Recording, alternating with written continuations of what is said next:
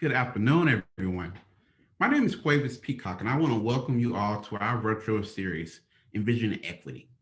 Uh, Here at Baylor, in my role within the Office of Community Relations, our goal is to help bridge Baylor and the Waco community.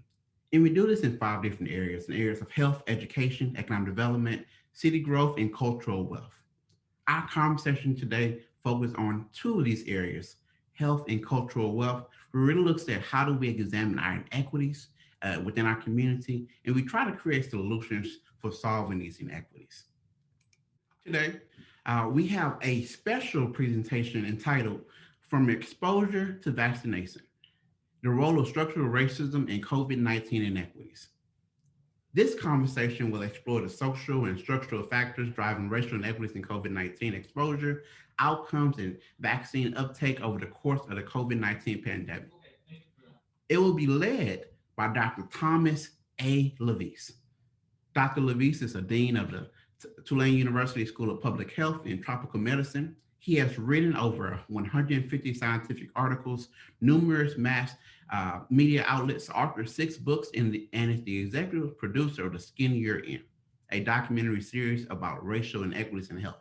And an award-winning research scientist, Dr. LaVeist has received the Innovation Award from the National Institutes of Health, the Knowledge Award from the USA Department of Health and Human Services, and was elected to the National Academy of Medicine. Following Dr. LaVeist's presentation, we will have an opportunity for Q&A. And this Q&A will be led by two of our esteemed faculty members here at Baylor, Dr. Stephanie Body, the Assistant Professor of Church and Community Ministries within the School of Social Work, and Dr. Lauren Barron, Clinical Professor and Director of the Medical Humanities Program here at Baylor University within the College of Arts and Sciences. However, before we get started on our journey and our conversation today, it is imperative that we are clear on what we mean when we say inequity. Oftentimes in this world of DEI and trying to advance social, racial outcomes, we interchange the words diversity, inclusion, and equity. And that's the worst thing we can do. So I want to provide clear definition on each. Diversity, starting there, it is the presence of differences that may include race, gender, religion, sexual orientation, ethnicity, nationality, socioeconomic status, language, age, religious commitment, or political perspective. After diversity, we have inclusion. Inclusion is an outcome to ensure those that are those who are diverse actually feel welcome and are welcome. Inclusion outcomes are met when you, your institution, and your program are truly inviting to all. To the degree to which diverse individuals are able to participate fully in the decision-making processes of development opportunities within an organization or group. And then next we have equity. Equity, equity, equity. This includes the elimination of policies, practices, attitudes, and cultural messages that reinforce differential outcomes by race or fail to eliminate them. Equity is promoting justice, impartiality, and fairness within the procedures, processes, and distribution of resources by institutions or systems. Equity is the condition that would be achieved if one's racial identity no longer predicted in a data sense how one fares. When we use the term, we are thinking about racial equity as one part of racial justice, and thus we also include work to address root causes of inequities, not just their manifestation. Tackling equity issues, it requires an understanding of the root causes of outcome disparities within our society, and it is through the Envision Equity series that we hope to gain a better understanding of the root causes of disparities within our system and discuss possible solutions for eliminating them. Today, we are for a real treat. And Dr. LaVeist will lead us on a conversation, lead us on a journey to really look at current health inequities in regards to COVID-19.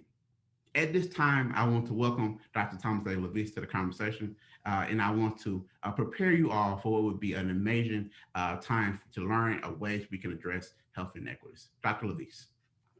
Yes, thank you very much for that introduction. And let me start my screen share.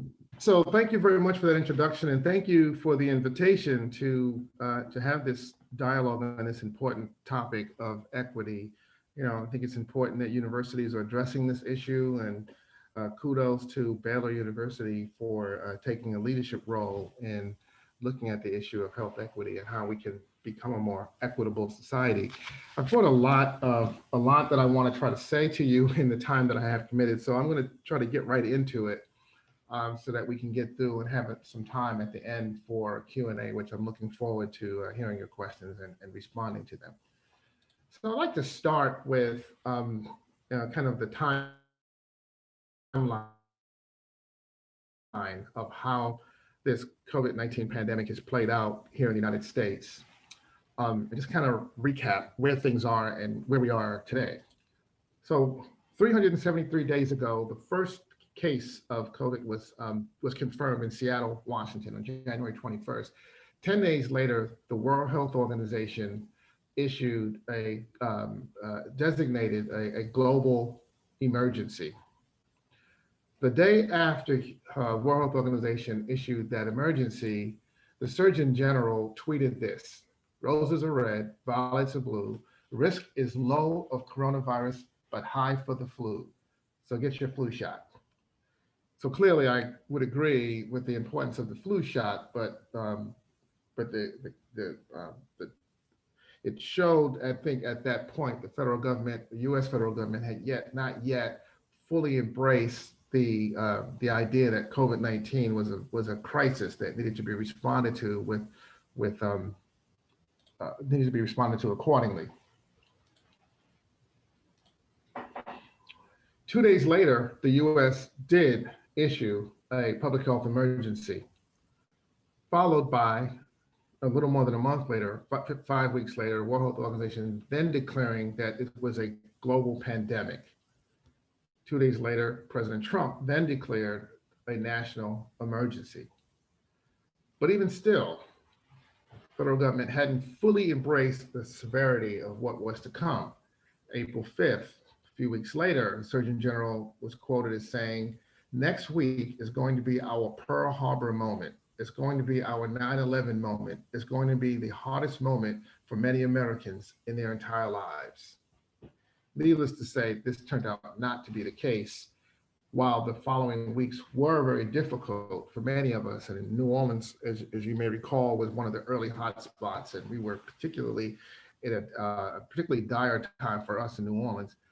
This was not the apex of the pandemic. During that time, we began to get rumors that African Americans were somehow immune from this virus. There was no clarity on exactly what would be the science behind how one race group could be immune from a virus, but this rumor began to perpetrate, especially through social media, and may have played some role in people being less vigilant in responding to this threat. This was the case even though we had well-publicized examples of African American celebrities who had come forward very early on, reports that they had been infected with the virus. In this case, Idris Elba. In April of last year, we began to get early data on the racial effects of the COVID pandemic and how it was differentially impacting the health of the African American community. Now, these data turned out not to be correct. There was early data, there were problems with the data was incorrect. In Louisiana, where I live, the early data showed 70% of the deaths were African American, while African Americans only comprise 32% of the population. We've now cleaned up the data systems and we have a better sense of where those disparities are, but they're not as stark as the early data reported, but clearly there is a pattern where African Americans are disproportionately impacted along with the indigenous population, Native Americans, who are also dramatically impacted, as well as the Hispanic Latino community.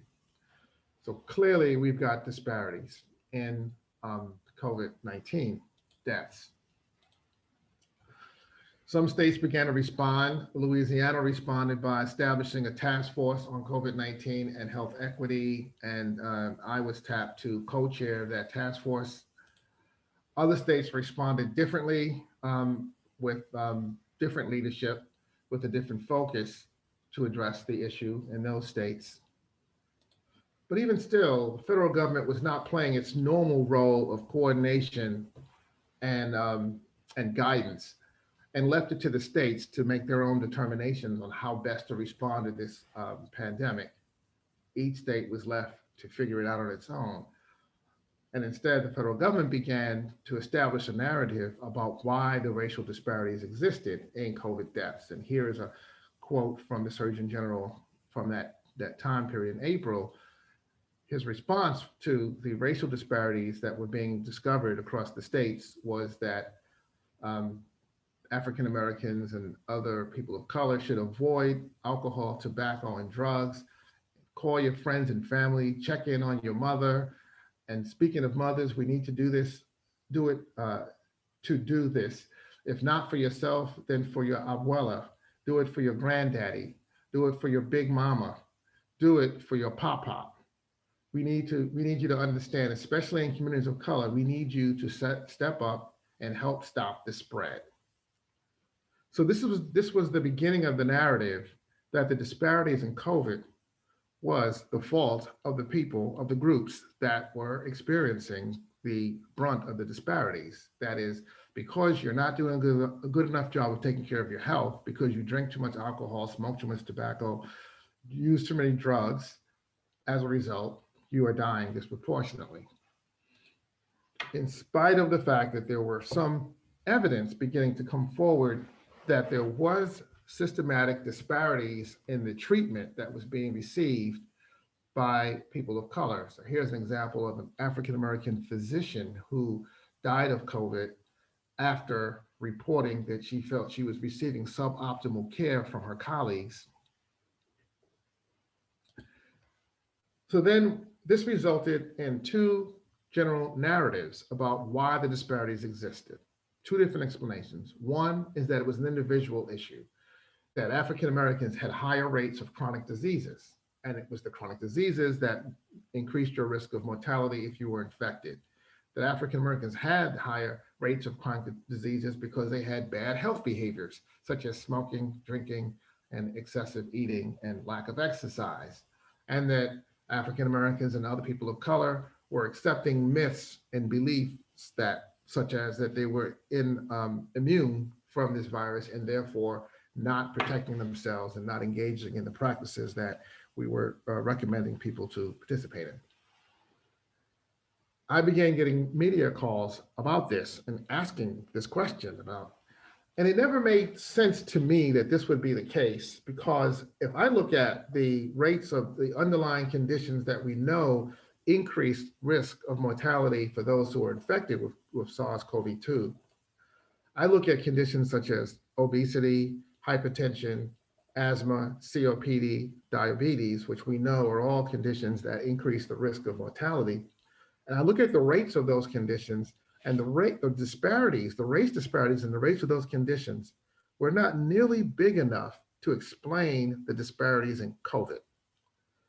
Moreover, if you look at the rates of these conditions here in the South, we find that not only do African Americans have high rates of obesity and diabetes and hypertension and COPD and asthma, but white Americans have very high rates of asthma and obesity, hypertension, COPD, and asthma as well.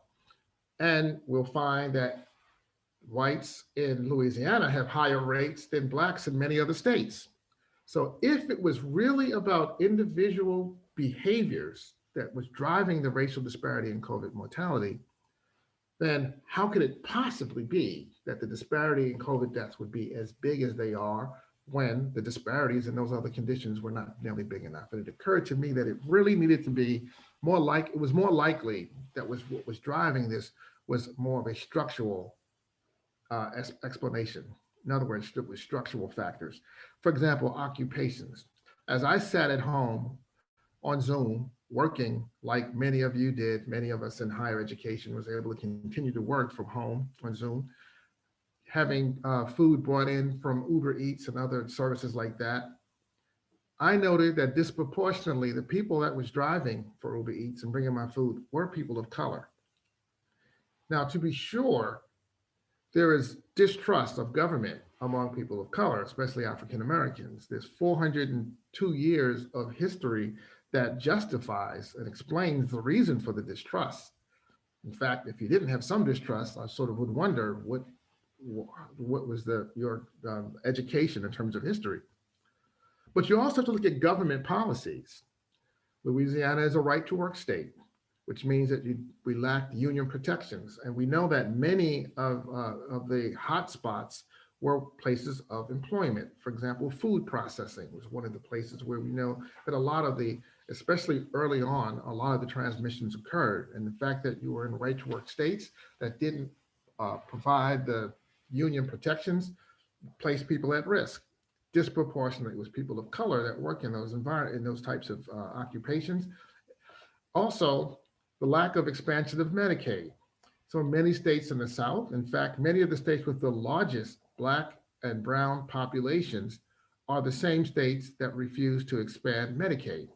Louisiana did expand Medicaid, but many other states, including Texas, did not. And as a result, there are more people who lack access to health care than otherwise would lack access to health care if more states was to actually expand and accept the federal support to increase access to the Medicaid program. And of course, wages are lower in right to work states, which means that workers have fewer resources to help mitigate the impact of the pandemic. And finally, the nature of a viral outbreak, that a virus that's transmitted primarily through that's an airborne transmission, means that physical proximity is an important factor in who gets infected. And the fact that the United States remains a dramatically racially segregated society means that it's more likely that the person who is infected will have been infected by someone of their same racial or ethnic group because of the segregation. So let me say a little bit more about segregation and how racial segregation provides an infrastructure that facilitates differential exposure to health risks and differential availability of resources that's necessary for a healthy lifestyle. And this, I think, is one of the fundamental aspects of what generates racial disparities in the United States in general, including for COVID-19. So this map is a map that was produced at the University of Virginia using the 2010 census. And this map is, what they did is they placed a dot representing every American from the 2010 census. The dots are color coded to represent the race of the person. So blue dots represent white Americans, green dots represent Black Americans, Asians are represented by red dots, and Hispanics are represented by orange dots. So let me zoom in on a city. I'll pick the nation's capital, Washington. And if you look at the coding of the color coding of the dots around the city of Washington, you see a clear pattern where the green dots representing Black Americans tend to be to the eastern part of the city in Prince George's County, Maryland. The blue dots tend to be to the western side of the city, representing Northern Virginia. The Robert Johnson Foundation expressed the same idea by taking the DC Metro and imagining if you were in the middle of the city at the Metro Center Metro line, where I used to catch the train home back when I was working at George Washington University, in that part of the city, life expectancy is 72 years old. But depending upon which metro line you got on to go home, we could predict life expectancy of the person as a function of which line they got on.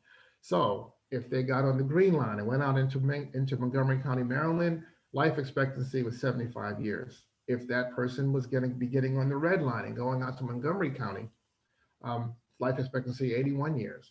If they were going to get onto the orange line or the blue line and go into Northern Virginia, life expectancy was 80 years. So in this small geographic area of only 12 miles, we have a 9-year difference in life expectancy. Here's another city. This is New Orleans, where I currently live. Here again, we clearly see clear demarcations of where Black and white Americans live in the New Orleans area. The blue dots representing white Americans are clearly to the west, which would be Jefferson Parish and other portions of New Orleans, such as Uptown. And to the east, you see the green dots, which is New Orleans East, which is almost exclusively African American.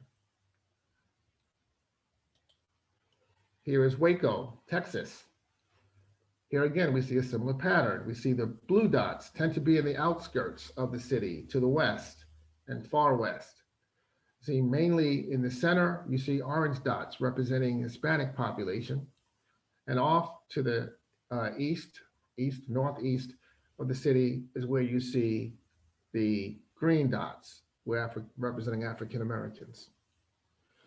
This segregation creates an infrastructure whereby the distribution of resources, such as supermarkets, such as full service restaurants, such as police services, quality schools, banks, the infrastructure necessary for a well-functioning and healthy community differs. And because of that, we see differences in outcomes of populations.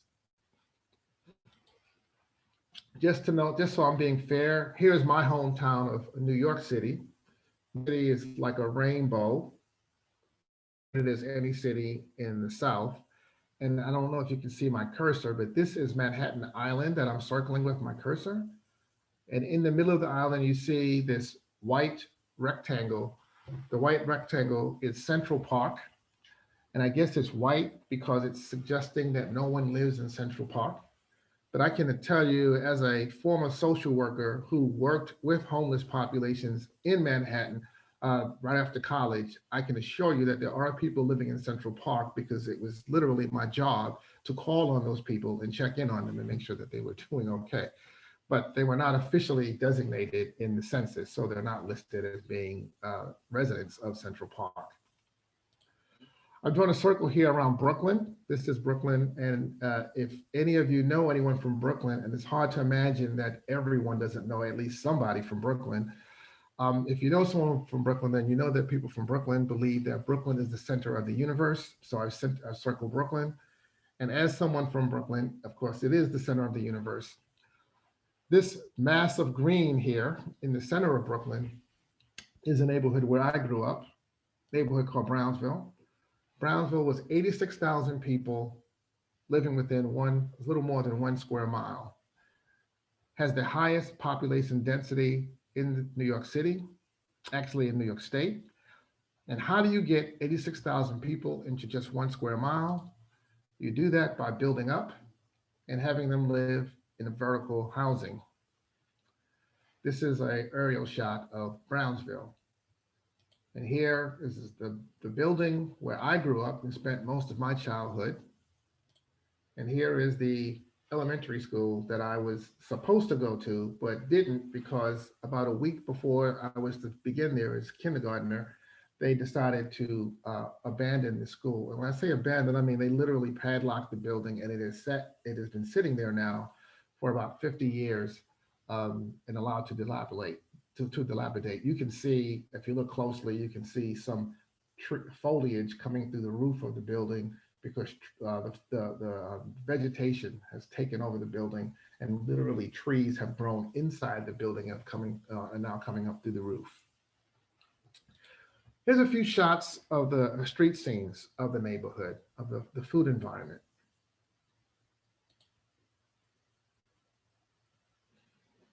This is Brooklyn, New York.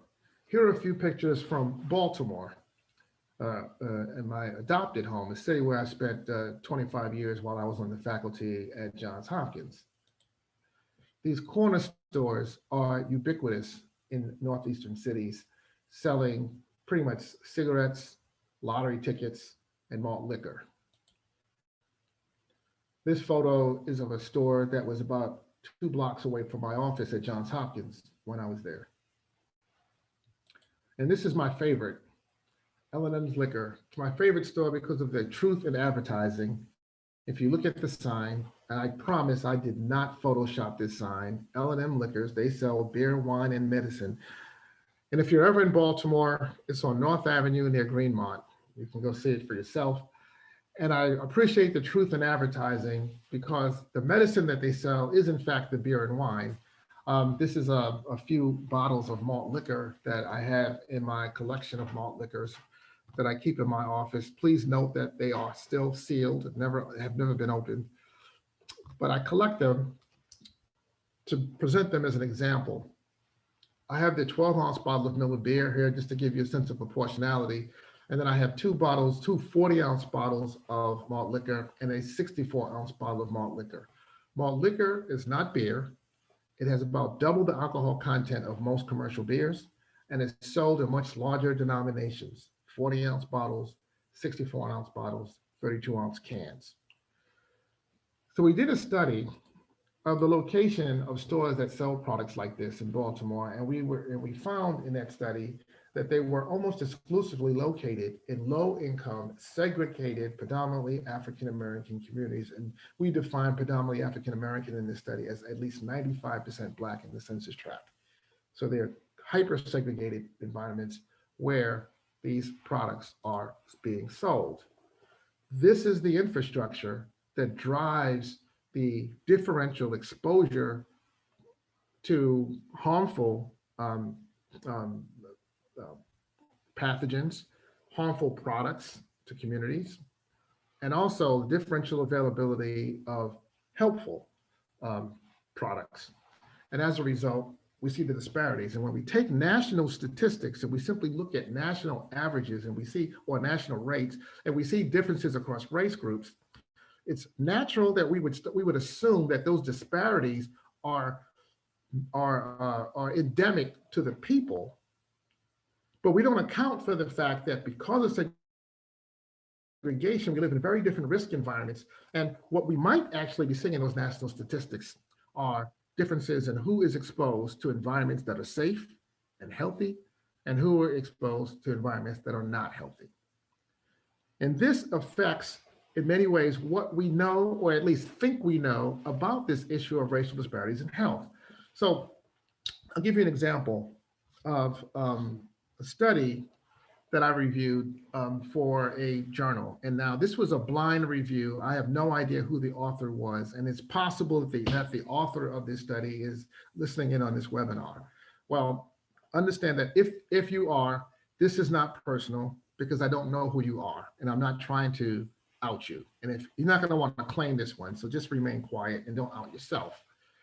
So this was a study that I was asked to review by a journal. This is a major academic journal, medical journal. I won't say the name of the journal, but I will say it's a medical journal and it's published in New England. So the article shows up for me to review, and the title is something like race differences in firearm use among adolescent males, or something like that, right? So I'm reading this article, I'm sitting in my office and reading this article, and I start to notice a couple of things. First of all, unfortunately for this author, the data that they use came from the state of Maryland. And the journal sent the article to be reviewed by a reviewer that lives in Maryland, me. And as they described the data and the data collection methods and where in the communities where the data came from, these were communities that I recognized, I knew. And so I noted that the white males in this study come from Allegheny and Garrett County, which are two counties in the western part of Maryland in the Appalachian Mountain region of the state. The black males in the study came mostly from East Baltimore. Well, I know Garrett and Allegheny County because my wife and I vacationed out there. So we would go out there in the mountains and we would spend time in that part of the state. I also know East Baltimore because I was literally sitting in my office in East Baltimore while I was reading that article, because that was exactly where I worked. The white males in the study were shooting long guns or rifles. The black males were mostly shooting handguns. The white males were shooting at wildebeests or bear or whatever animals they were shooting at. The black males were shooting at each other, right? Now, I know a lot of whiz bang statistical trickery to get data to confess all sorts of things, but I don't know the statistical trick that would make this a comparison of race. This was a comparison of urban versus rural. Maybe you could make that argument. This was a comparison of one type of hunting culture versus another type of hunting culture. Maybe you could make that argument. But if you were going to do a race comparative study, you would need to have black males from Garrett and Allegheny County in your study, of which there are black males in Garrett and Allegheny County, because I personally saw them with my own eyes when I was there. And you would have to have white males from East Baltimore in the study, of which there are white males living in East Baltimore because I personally saw them with my own eyes. Now, this is an extreme example, admittedly, an extreme example, but this is an example of the ways, and one of the ways in which segregation impacts the quality of health equity research, and that there are studies that have been published that suffer from this problem and have not been accounted for. So that some of what we think we know about race and health, we may not actually know, because the studies, the data, may, in some cases, has not been collected and analyzed in a careful enough way to account for the fact that we live in very different risk environments. So let me give you another example, a little more subtle example. That example was a very was an extreme example because I wanted to illustrate the point. I'll give you a little more subtle example of how this happens with another case where I was asked to review an article. And this time, this was one of my colleagues at Hopkins, who had done a study where he collected data on patients that came through the hospital, and he was interested in race differences in patient outcomes. So I won't say what the condition was because I don't want to, it's not really relevant, and I don't want to disparage this individual or identify who it was. But this person asked me to review this study. And so I read the paper, and I noted that, well, again, most of the white patients in this sample got into the study because they came through the ambulatory care center. And when they got to the ambulatory care center, they were then admitted to the hospital and then later enrolled in the study. The black patients disproportionately came through the emergency department. And through the emergency department, they were then admitted to the hospital and then enrolled in the study. Well, we know that if you come through the emergency department, it's more likely that you were in crisis when you came to the hospital. It's more likely that you're not being followed by a community physician that had admitting privileges at Hopkins, so that when you are discharged from the hospital, it's uncertain who you're being admitted, whose care you're being admitted to, and what would be the continuity of your care once you left the hospital. As opposed to patients that come in through the ambulatory care center, they're coming in because they have an appointment, because a physician following them in the community has admitting privileges at Hopkins and sent the patient to the ambulatory care center for care to be seen, and then they were admitted into the hospital. We would expect that a patient whose profile is they came in through ambulatory care with an appointment and was eventually determined that they should be admitted, and then they're going to be discharged back to that physician.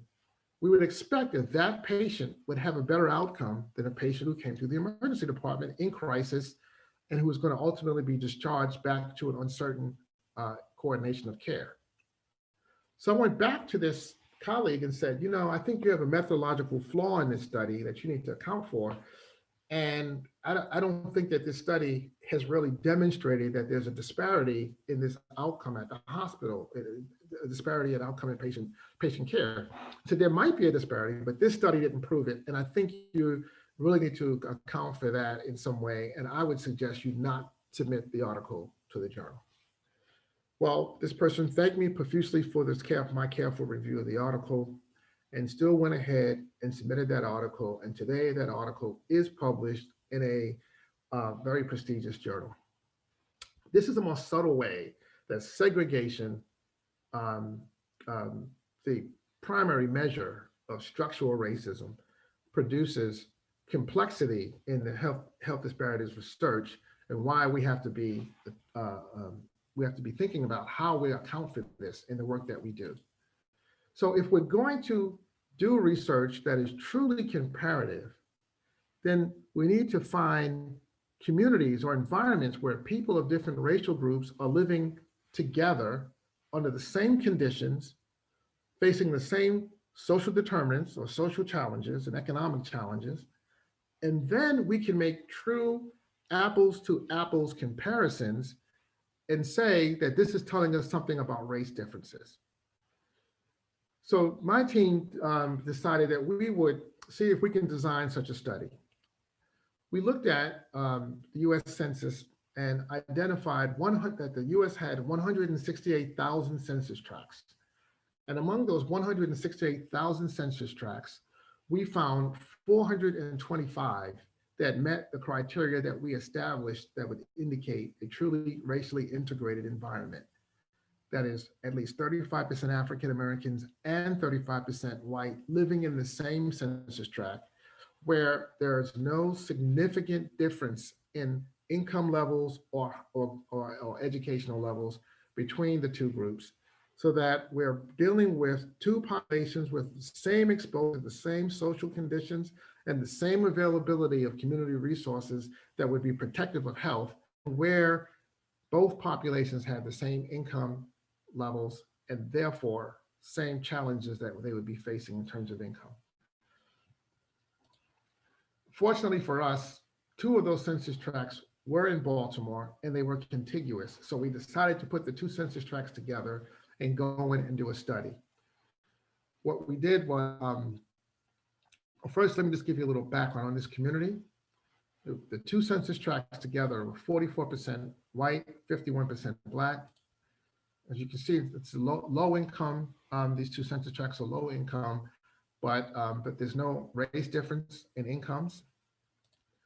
Poverty levels are high, but again, not a big difference in levels of poverty by race. And educational levels attainment is also very much equal. This is as close as you can come into a laboratory conditions, a naturally occurring community.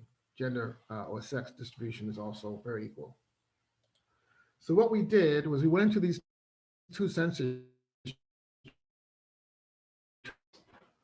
and we replicated portions and NHANES. So we took those the protocols from those two studies, we selected one of those protocols, and we went into those two communities and replicated exactly what NHANES and Health Interview Survey does.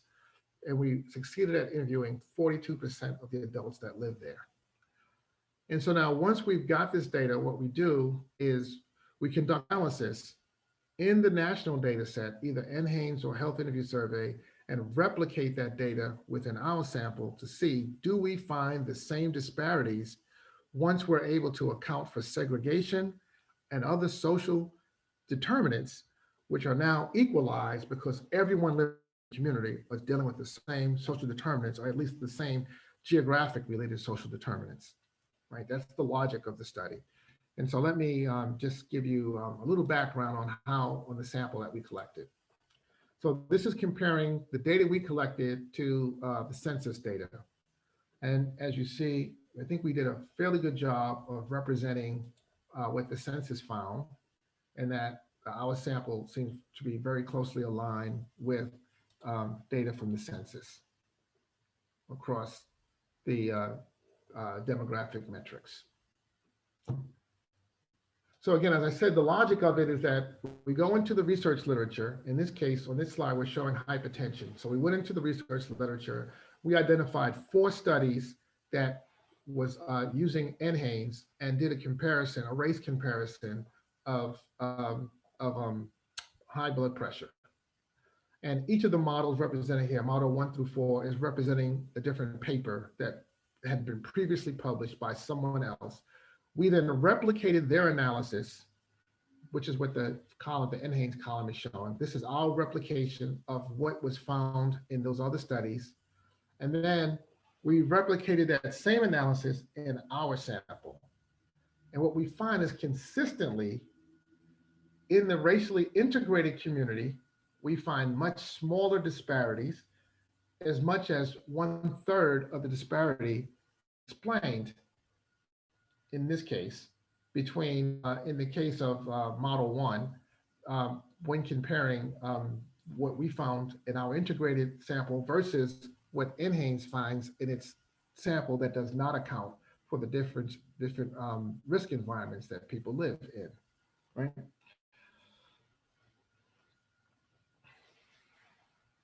So we teach in our classes. We teach in medical schools, nursing schools, public health schools. We teach students that African Americans have double the odds of being hypertensive compared to whites. Rarely do we, if ever, explain why that is. So we leave open the idea that there's something endemic to being African American that leads to your blood pressure being higher. Maybe it's genetic, maybe it's a biological thing, you know? And we put it out there, we teach that, and if any medical professional who was professional in the United States, they would all tell you that. But the fact is that when African Americans and whites are living in similar conditions, that we don't find that African Americans have double the odds of being hypertensive. But there's the more. When we look at other conditions, we actually find that while we still do find a racial disparity in hypertension, that we don't find a racial disparity in other conditions that we typically find major disparities. So when you look at diabetes in the national study, NHANES or Health Interview Survey, we find African Americans have 61% greater odds of being diabetic compared to whites. But in our racially integrated community where people are living under similar conditions, we find no significant race difference in the rate of diabetes. The next study was looking at obesity among women. In the national sample, again, 87% greater odds that Black women would be obese compared to white women. In the racially integrated sample, where people are living under similar conditions, we find no significant race difference in obesity among women. The hypertension finding we discussed previously in the last slide. And then finally, it's a use of preventive health services. And this is interesting. In the study that we pulled out of the literature and then replicated, we found a non-significant relationship between race and use of preventive health services, but yet we did find a trend towards African Americans having lower rates of use of preventive health services. However, in our racially integrated community, when we replicated that analysis, we actually found the trend in the opposite direction, where African Americans had a slightly higher likelihood of using preventive health services. So to summarize these findings, when we don't account for segregation, we find bigger differences or we find substantial differences. When we do account for it in the EDIC study, we find either no differences, or when we do find those differences are smaller. So social determinants are an important determinant of health that we don't typically account for, or when we do try, we don't often account for it well. Our strategy was to try to account for the social determinants through study design, rather than trying to account for it through data analysis. So rather than trying to measure all of the social determinants and model them in some way in the analysis, instead, by studying people living under the same environmental conditions, we're able to make the social determinants a constant. So therefore, everyone is experiencing the same social pressures: high crime, aggressive policing, low availability of quality foods, low availability of quality schools, all of the urban challenges that we're all familiar with. Everyone in the sample was living under those same conditions. And when we see that, we find that there aren't disparities, or that they're a lot smaller.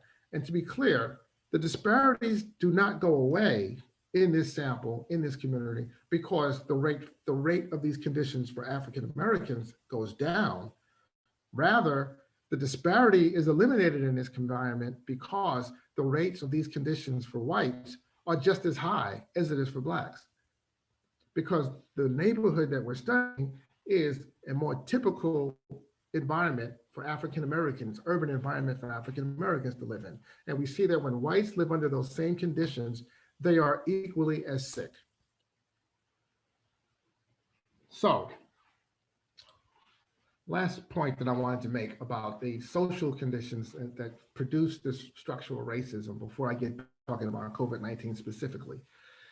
That today we have a session on health disparities, but there are actually four great disparities that we need to account for because these disparities are caused by each other and they cause each other. And there's this web of causation that creates a great deal of complexity. And if we're going to find solutions to any of these disparities, we're going to have to account for them simultaneously and not within silos, the way that we often do.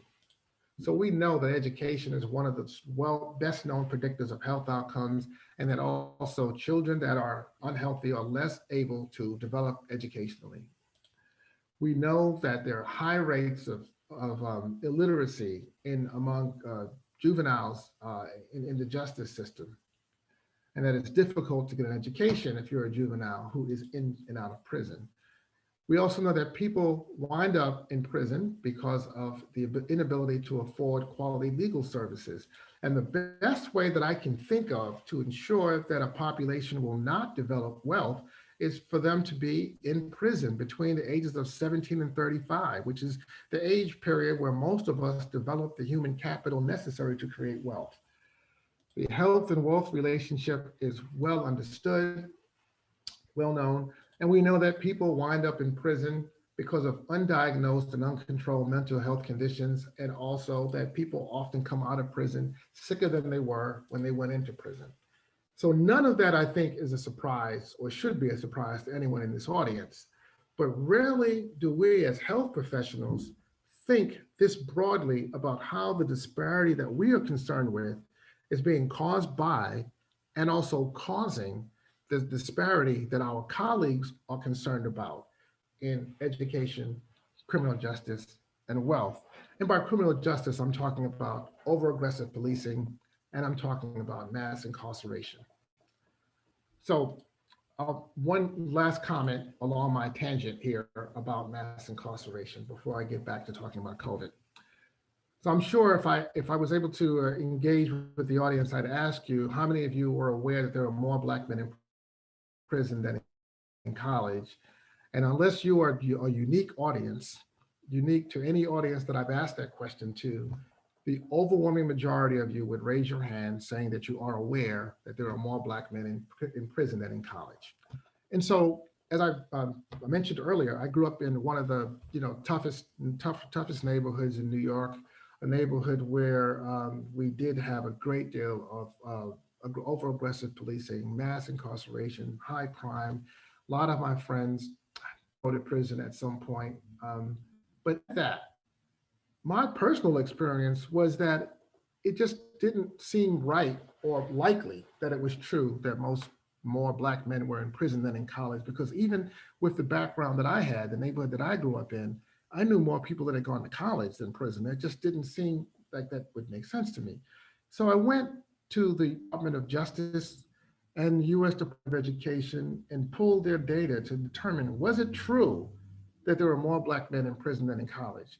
And so I'm only looking at, when I say college here, I'm only looking at 4-year college. I'm not including community colleges, not including graduate school. These are only 4-year degree-seeking, bachelor degree-seeking college.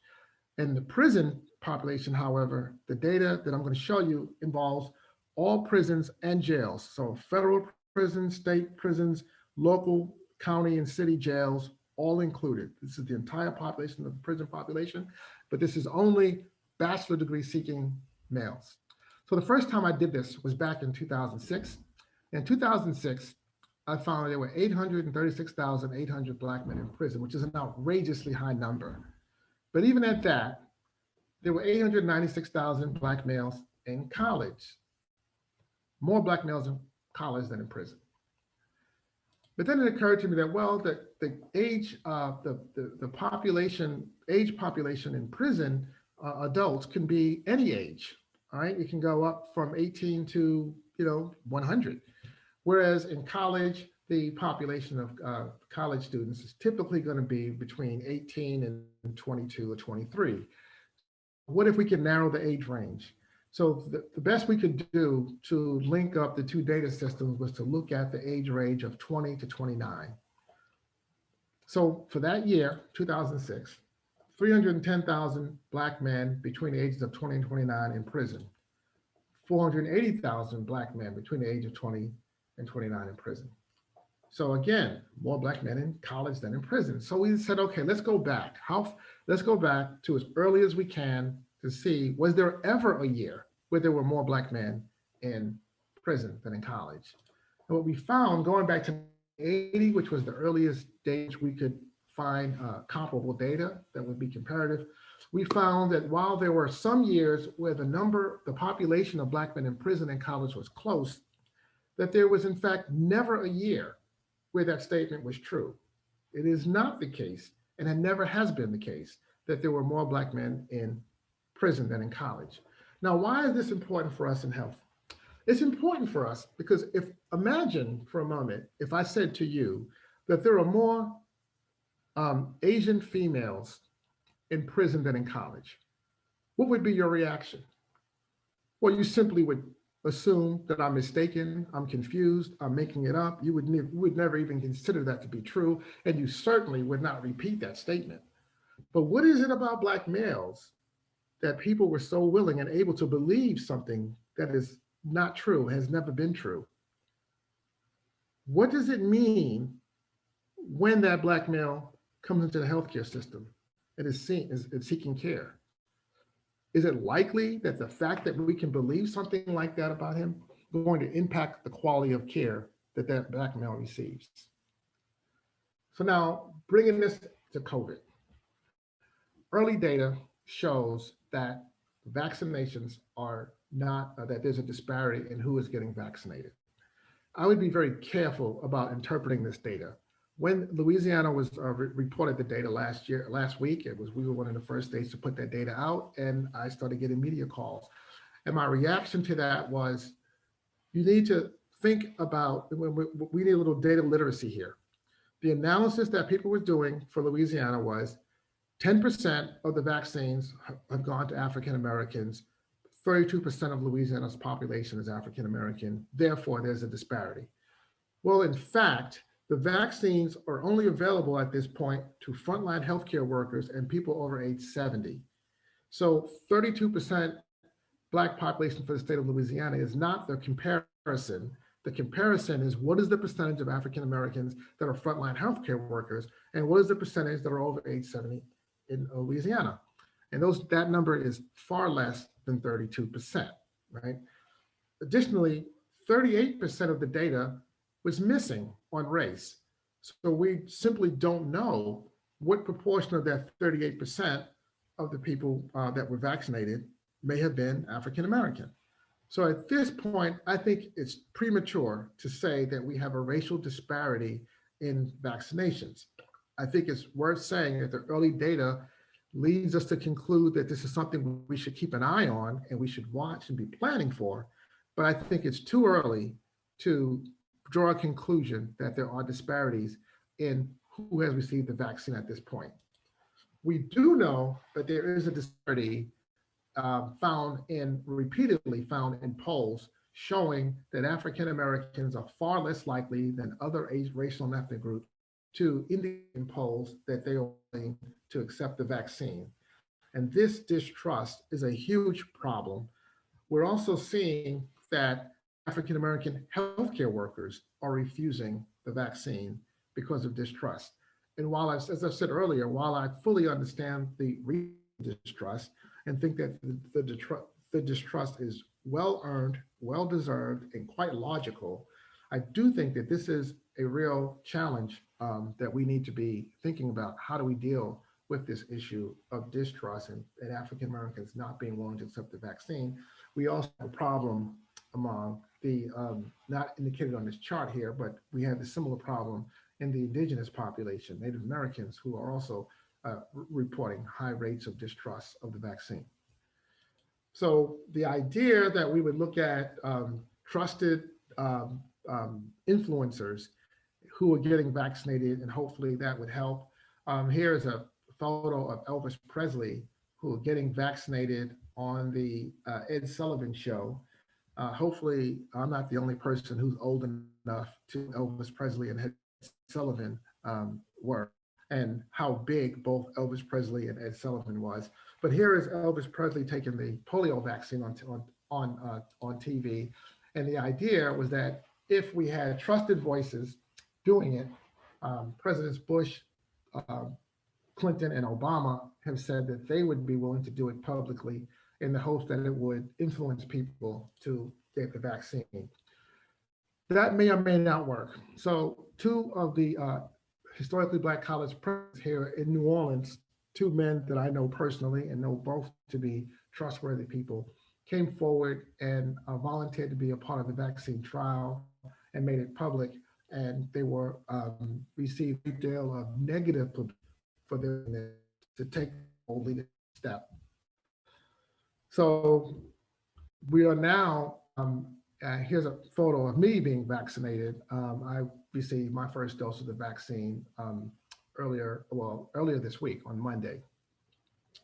So what are we doing in Louisiana to ensure that we take into consideration the structural racism and the structural inequities, and that we are able to reach the populations that are most at risk? So this is a map demonstrating one of the strategies that we're using. What we've done here is that we've taken the CDC Social Vulnerability Index, and these are showing the different parishes, as we call them, or counties in Louisiana, and they're color coded on the basis of social vulnerability. The darker the county is colored, the darker the blue, the higher the level of social vulnerability. These are the communities with lacking resources, lacking infrastructure, less likely to have freezers that can maintain the vaccine at -70 degrees, harder to reach, fewer hospitals or other health facilities. So there were some infrastructure issues. And we overlaid that social vulnerability index with the facilities that we were looking at to dispense the vaccine. This would be clinics, federally qualified health centers, hospitals, other healthcare facilities around the state. And this allowed us to see if we follow the normal process of just using pharmacies and hospitals and other healthcare facilities, where are the communities that would be left out? And by doing this, we were able to identify, as you can see, there are a number of geographic areas on this map where there are no dots, meaning that there are no existing points of distribution. And that required that we would have to fashion a different strategy to ensure that we deal with the potential inequities if we didn't think ahead. And so the idea was that we thought ahead. We anticipated that there would be disparities in vaccinations if we followed a more standard strategy, and that what we needed to do was to develop strategies to reach those hard to reach places. And we've already started working on those strategies. So we've developed these strike forces, which are mobile teams that we'll be sending into different communities. And those mobile teams will go into communities working with the infrastructure that is there, whether they be churches or large employers, social organizations, clubs, any organization, any way of organizing people that we can work with to go in and organize mass vaccination events specifically in those communities. And the idea is that by taking a data-driven approach and trying to anticipate the likely inequities before they emerge, that we'll be able to, once we move to the phase where we open vaccinations up to the general public, that we'll be able to eliminate the disparities that we saw with testing. Because when we started doing testing, we did find that there were disparities because of the geographic disparities in where people lived when we had the drive-up testing sites. So I know that I'm running low on time, and I did want to leave some time for Q&A. So I'll end here and look forward to engaging you with any questions you might have about my presentation.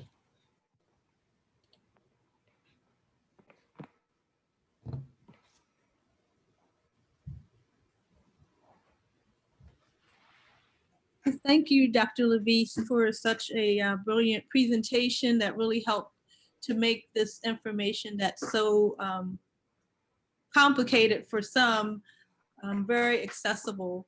So we do have a few questions. The one question really has to do more about what you talked about in terms of data literacy. How do we keep from making these types of errors in the research that you described? Well, I think it's, we need to be mindful of this. I mean, I took the same research methods courses that everyone else took.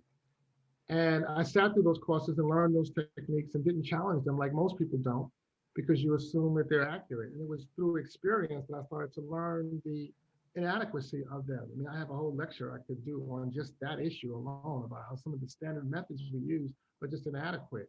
And I think we need to be really thoughtful about what we're doing and what are the assumptions that we're making when we use these techniques. And since we don't really think about the assumptions often, we're often violating these assumptions and they lead to biases. And I think as a result, a lot of the things, especially in health disparities research, comparative analysis, a lot of the things that we think we know may just be inaccurate. Okay, thank you. Dr. Barron, did you have a question that you wanted to pose? Yes, thank you. Thank you so much, Dr. LaVeist. And we are very much enjoying not only your talk, but using your book, the Public Health Reader, in the course that we're teaching. And so we've got a lot of students in the session today, and it makes the book come alive to get to meet you today. One of my colleagues in the medical community, Dr. Jackson Griggs, who's the CEO of the Family Health Center, Federally Qualified Health Center, asked if you have any recommendations for curriculum resources for primary care physicians in training. Who or where are the exemplars in graduate medical education that are doing this well and in a way that helps train physicians in a way that doesn't negatively influence them in their practice of medicine? I so wish I had a good answer for you, but I don't. I just so wish I did, because you're asking an extremely important question. I am part of an initiative to work on this very issue, however, working with the Association of Schools of Public Health. I'm on the board of the Association of Schools of Public Health, and we're actually working on a set of competencies that we're going to bring to the accrediting body and insist that they incorporate that into the accreditation standards. At Tulane, we're already working on those standards, and we're going to incorporate them into our core curriculum, regardless of what the accrediting body does. And several of my fellow deans around the country have made that same commitment. I think that's where it needs to happen. I wish I did have an answer for what was happening in medicine. I was also part of an initiative some years ago with AAMC and Association of Schools of Public Health working together on the same initiative, but that initiative didn't go through to fruition. I think there was some changes in leadership at AAMC, and the initiative got dropped. But there are people thinking about this, and hopefully we will get there. I was explaining to the class that I was taught to present patients, and race was one of the very, very first things. 58-year-old Black male with diabetes, hypertension. Do you think that's going to change? Are we going to stop using race in those presentations? Yeah, I think it's just a matter of asking people, why are you doing it? I mean, when you think about it, 42-year-old Black male presents with hypertension. Okay, was it relevant that he's 42? Okay, it may have been. Was it relevant that he's Black? Probably not. Is it relevant that he's a male? Maybe it isn't. But I think we need to challenge people that the information you present you need to present it only if it's relevant. If it's relevant that we discuss the race of the person, then yeah, you ought to say it. It's not relevant, and in very rare cases, is it relevant? We should just stop the practice. It's simply biasing, and it doesn't provide useful information. Absolutely. Another question, and then I'll let Dr. Boddy select the next question, is about the fact that When you were talking about the colleague at Hopkins that made the wrong conclusions because of the methodological flaw, it was really riveting to hear that example.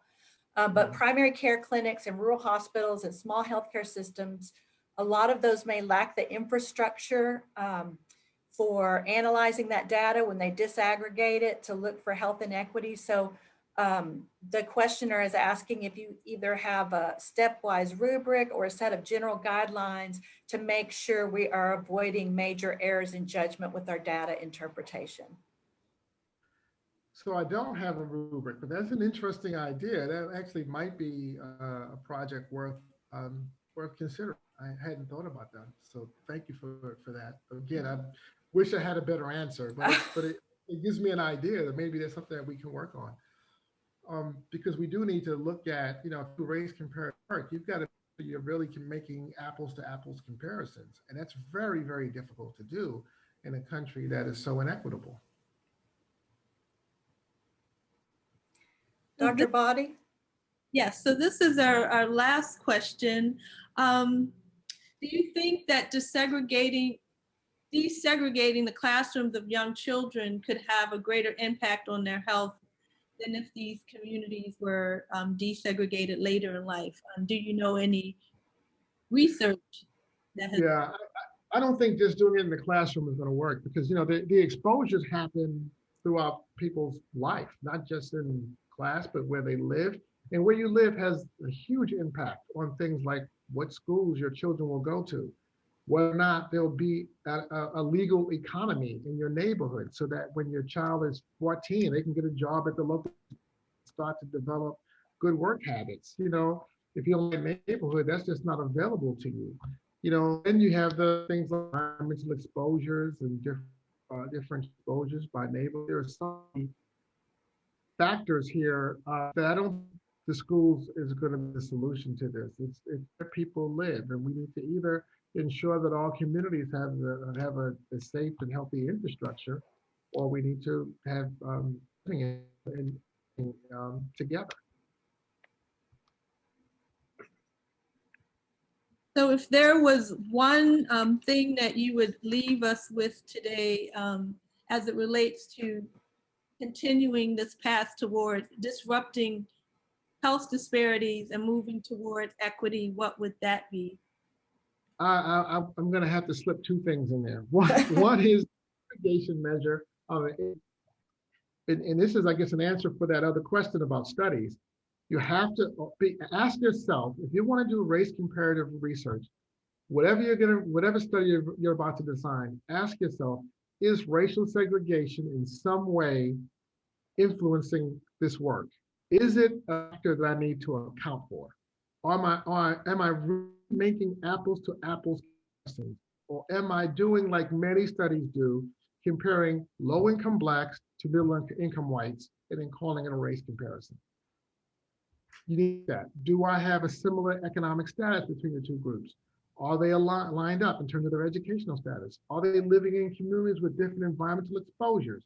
If that's the case, I need to mitigate that in some way, or understand that nuance as I interpret the data, and not assume that the difference is necessarily some indication of something, dysfunctional about Black people.